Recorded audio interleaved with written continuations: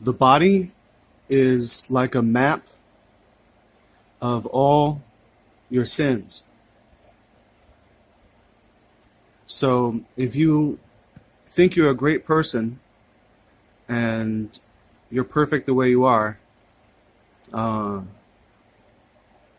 just do a quick overview of any physical maladies you might have, any illnesses you may have, any physical problems you might have, and you will see that you're certainly not perfect. Now, I'm not saying this to pull you down. For me, it's a great way to see that I have so much more to learn, and I have so much growth left. Um, I've been looking into this stuff for a long time, so when I found that Jesus was actually saying this and it was true, I was shocked and probably a little disturbed. But like with any truth, there's good parts to it. And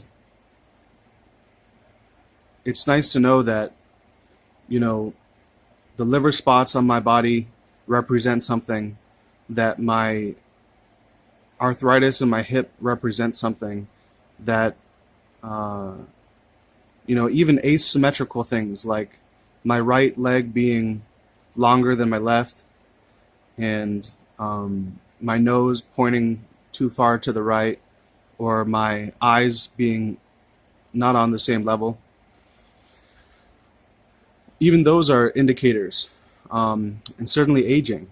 The one thing that I haven't figured out is why I have hair growing on my ears and everything else that happens with aging.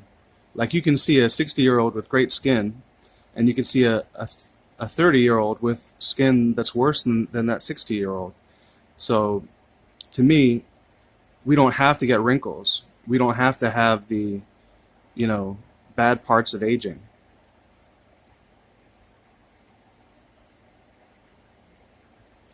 But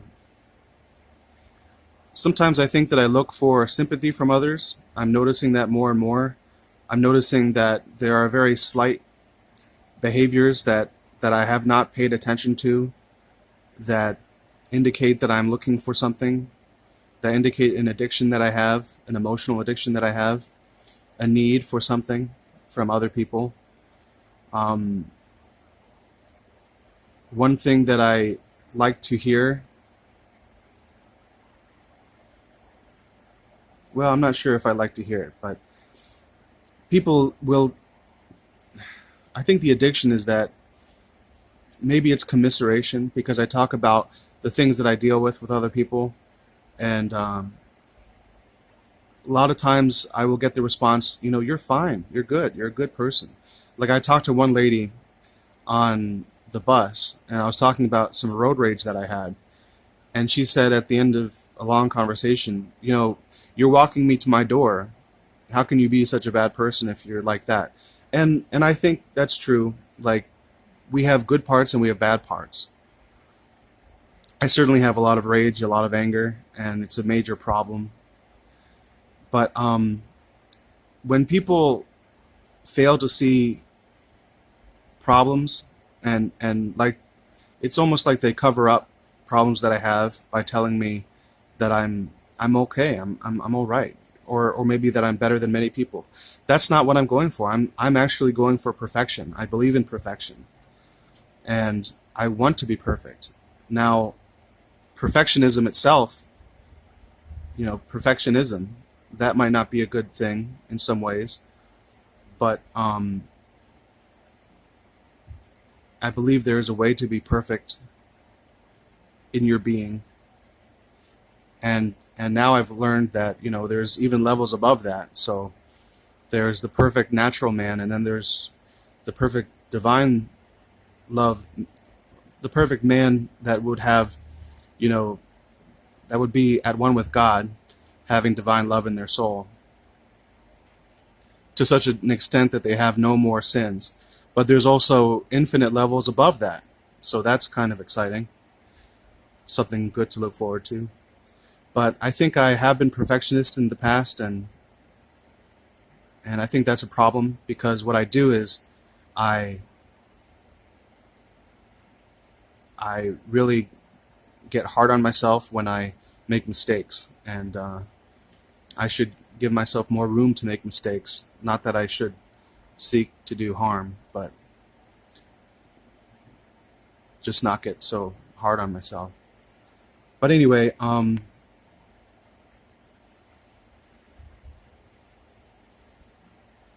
I think this is a fascinating thing. I think that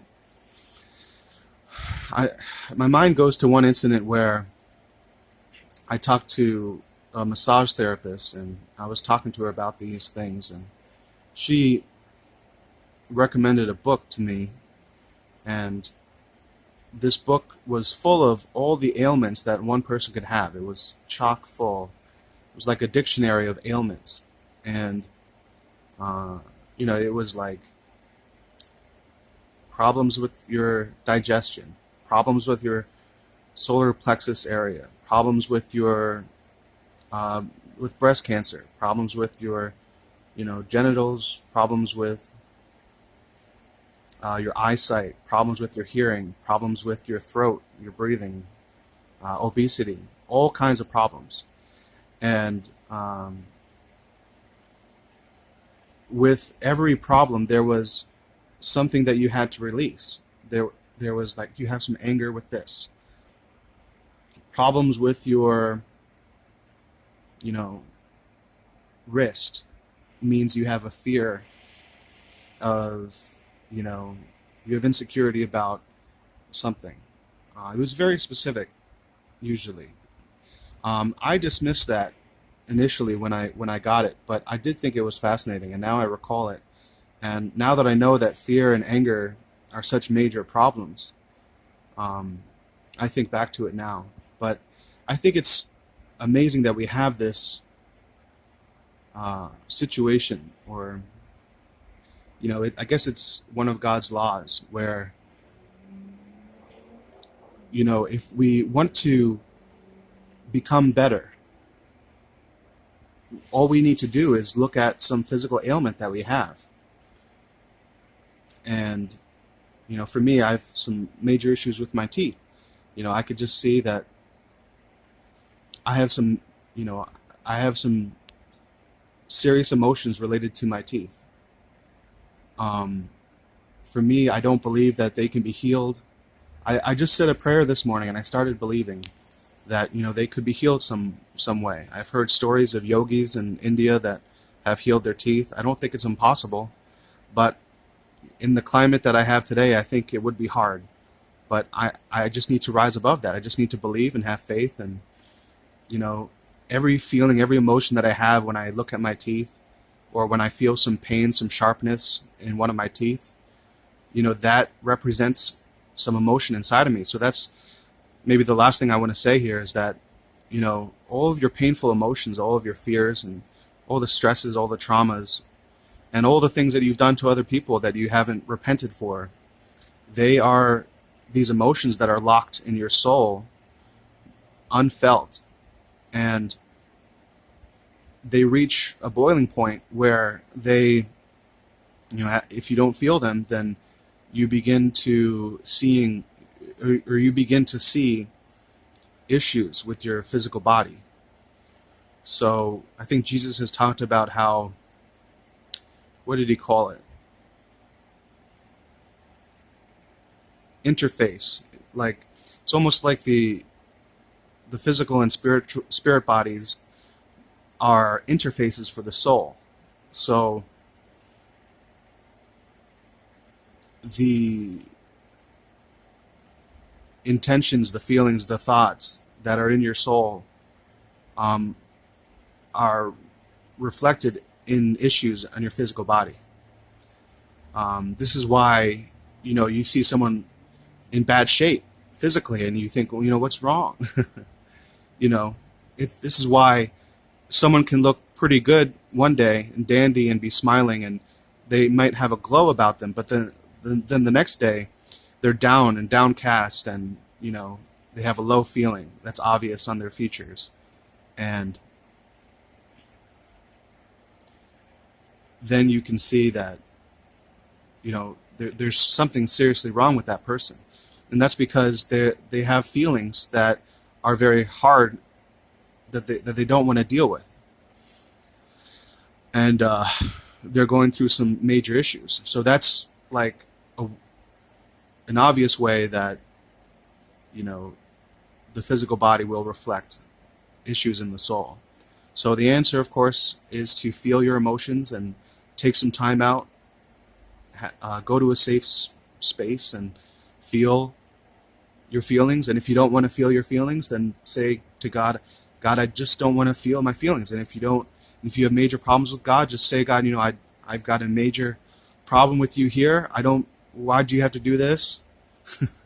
It's kind of ridiculous to argue with God, but you might have to do that initially.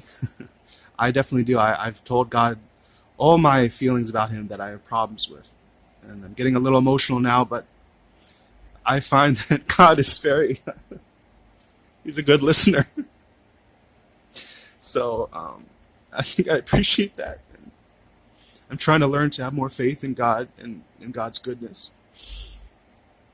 So it's nice to have,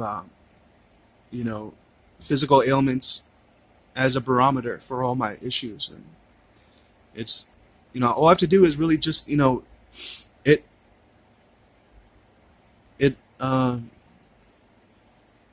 affects me when I walk and I have problems walking because my right leg is longer than my left leg.